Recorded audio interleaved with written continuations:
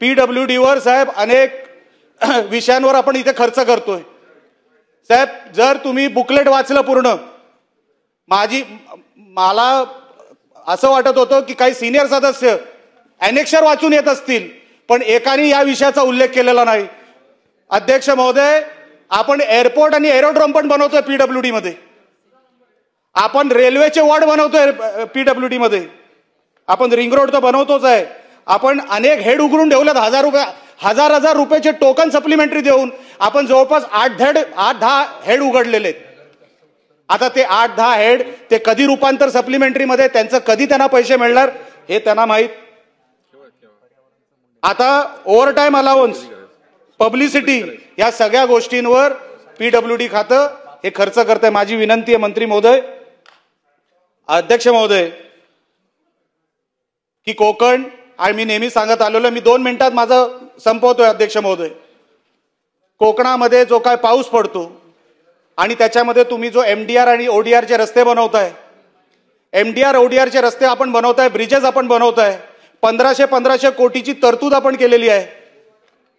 अध्यक्ष महोदय, पावसामुळे झालेलं नुकसान, रिपेअर अँड मेंटेनन्स, जर आपण कोकणाला जर तुम्ही बघितलं, कोकणाला फक्त रिपेअर अँड मेंटेनन्सला वर्षाचे 100 करोड रुपये लागतात, तर आपण या महाराष्ट्रभरासाठी हे 1500 करोड रुपये रिपेअर अँड मेंटेनन्सला, नाबार्डला आपण 500 करोड रुपये देतोय. नाबार्डचे एक ब्रिज, नाबार्डचा एक रस्ताच आमच्याकडे 30-30 कोटीचा असतो. ते आम्हाला काय मिळणार आहे कोकणाला, ही मला तुमच्या समोर प्रश्न विचारायचा आहे.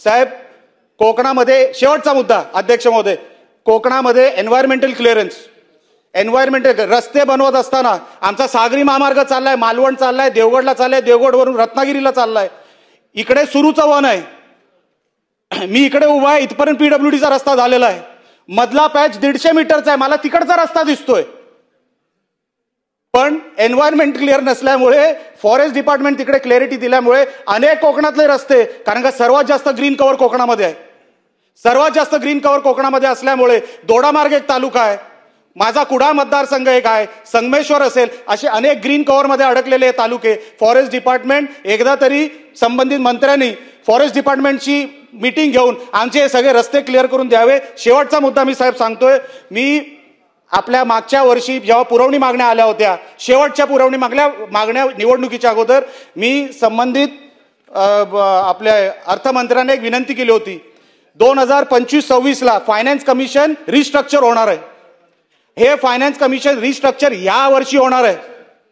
जो आपला महाराष्ट्राचा वाटा आहे, आपल्याला महाराष्ट्राला 8.2% मिळतात, यूपी 15%च्या वर, बिहार 11%च्या वर.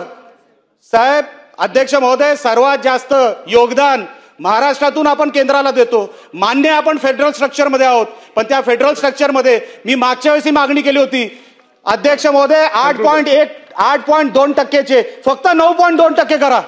हे सगळं फिस्कल डेफिसिट, 45,000 कोटीचा फिस्कल डेफिसिट. शेवटचा मुद्दा मांडतो आणि माझा विषय संपवतो.